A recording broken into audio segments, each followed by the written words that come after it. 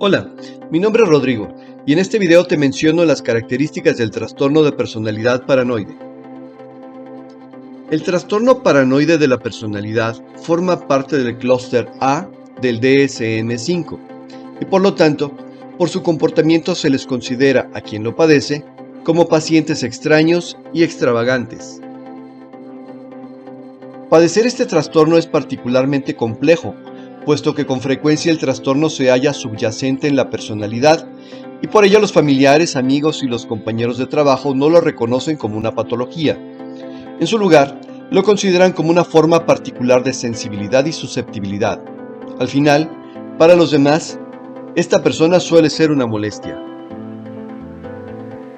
Y en el caso de que las manifestaciones del trastorno sean evidentes, realizar el diagnóstico diferencial de otros trastornos como la esquizofrenia y otros tipos de psicosis es en general bastante complicado. A la hora del diagnóstico diferencial, hay que contrastarlo con la psicosis, que se caracteriza por delirios paranoides persistentes. El surgimiento de la psicosis suele iniciar frecuentemente después de los 30 años, asociado a un aislamiento social grave y a la disminución de la capacidad de trabajar. En la psicosis se presentan también trastornos perceptivos de tipo alucinatorio. Los pacientes que padecen esquizofrenia paranoide empeoran progresivamente en sus habilidades sociales y en su capacidad laboral, cosa que no sucede con el trastorno paranoide de la personalidad. Los pacientes que padecen esquizofrenia paranoide casi siempre presentan cada momento y en cada lugar de la vida estas alucinaciones, por lo que interfieren gravemente en el funcionamiento social del individuo y los contenidos del delirio son extravagantes, centrados en un único tema donde todos los detalles y todos los personajes confluyen en la hipótesis central delirante. En cambio, el trastorno paranoide de la personalidad se caracteriza por la tendencia injustificada a percibir las acciones de los demás como amenazadoras o humillantes, y está influenciado por el contexto donde el paciente se encuentra, por lo que no es posible definir con precisión un inicio. De hecho, se describe como una característica estable de la persona. Al respecto, los familiares muy a menudo declaran siempre ha sido extremadamente sensible y susceptible. En sus delirios no se hallan ni deterioro psíquico ni alucinaciones. En el trastorno de personalidad paranoide, los temas relatados, aunque probablemente falsos o exagerados, no pueden ser considerados poco plausibles de entrada. El discurso expresado tiene una estructura lógica, aunque se desprenda de premisas poco verosímiles. Los temas que determinan su estado mental son más variados: la sensación de amenaza, peligro y agresión, el temor a ser humillado y la percepción de ser víctima de injusticias por una innumerable cantidad de personas. Este trastorno se presenta mayormente en personas del sexo masculino y generalmente llegan al psicólogo o psiquiatra para ser evaluados alrededor de los 30 o 40 años por distintos motivos: por estar aparentemente deprimidos, porque han pasado por un internamiento psiquiátrico, casi nunca voluntario, o porque vienen acompañados por los familiares preocupados a causa del progresivo aislamiento social. En la experiencia interna, la patología se describe como una entidad estática. Los pacientes parecen transcurrir toda su existencia en un único estado mental caracterizado por la suspicacia y la desconfianza, y tal condición parece, paradójicamente, egosintónica, o sea que está en armonía con el yo del individuo.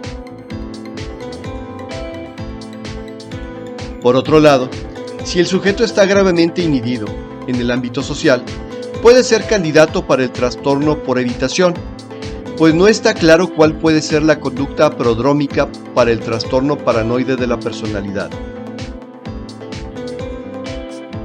Usualmente los pacientes relatan su historia de desarrollo con progenitores extremadamente inciertos e inseguros, temerosos del juicio social, desconfiados del ambiente exterior.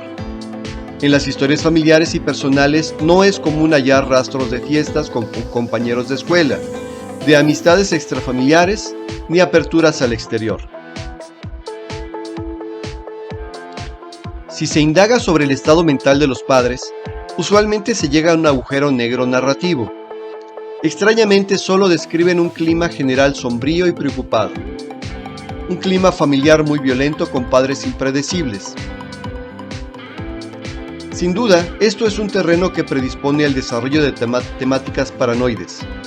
Mientras el clima familiar de los pacientes con trastorno límite es de tipo invalidante, el clima familiar del paciente paranoide predispone a esquemas como el de la no aceptación, el rechazo y la desconfianza.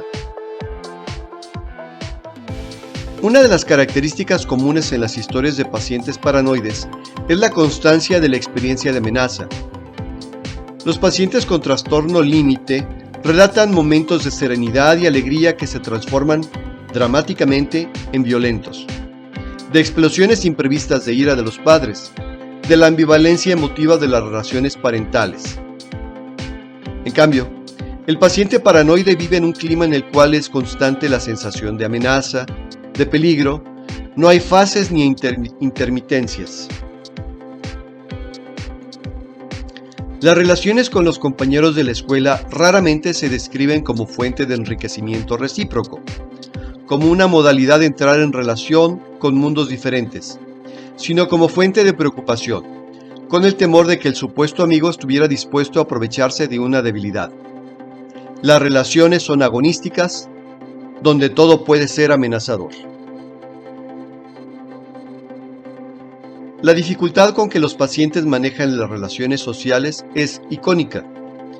El estilo desconfiado pronto alejará a los pares, los cuales evitarán activamente la relación. El estilo polémico y rencoroso de la persona impedirá la modificación de los esquemas propios y ajenos. Los pacientes mencionan que estas actitudes de desafío y suspicacia hacia los compañeros eran altamente validadas por los padres. Muchos autores sostienen que el trastorno paranoide deriva fundamentalmente de una falta de confianza crónica ligada estrechamente a malos tratos familiares. En estos modelos, el niño aprendería a esperar de los demás comportamientos sádicos y a reconocer y sobrevalorar las señales de peligro. Buscan atención y al final consiguen hallar señales mínimas negativas hacia ellos para así poder reaccionar en consecuencia, una vez que la supuesta amenaza queda desenmascarada. Milon clasifica a los paranoides en 3 subtipos. El paranoide narcisista, el cual suele ser un sujeto con un déficit sustancial de habilidades sociales, creados en ambientes que han negado su trastorno, que se caracterizan por un estilo de omnipotencia despectiva. Los pacientes paranoides antisociales, que son sujetos que han vivido en un clima de amenaza y de violencia. Su característica fundamental es el rechazo de las reglas y del contacto con los demás. Como pacientes, entran constantemente en conflicto con las figuras de autoridad o jerarquías superiores. Y los paranoides compulsivos, donde encontramos a pacientes que Freud definía como fijados en la etapa anal, que consiguen conformarse a las reglas rígidas casi torturándose. Estos pueden incluso ocupar cargos socialmente importantes y constituyen un verdadero tormento para sus subordinados. En este trastorno, la terapia farmacológica es casi siempre ineficaz y no se dispone de suficientes datos referentes a la eficacia del tratamiento psicoterapéutico. Por si fuera poco, el terapeuta está expuesto al riesgo de ser incluido en las temáticas delirantes del paciente.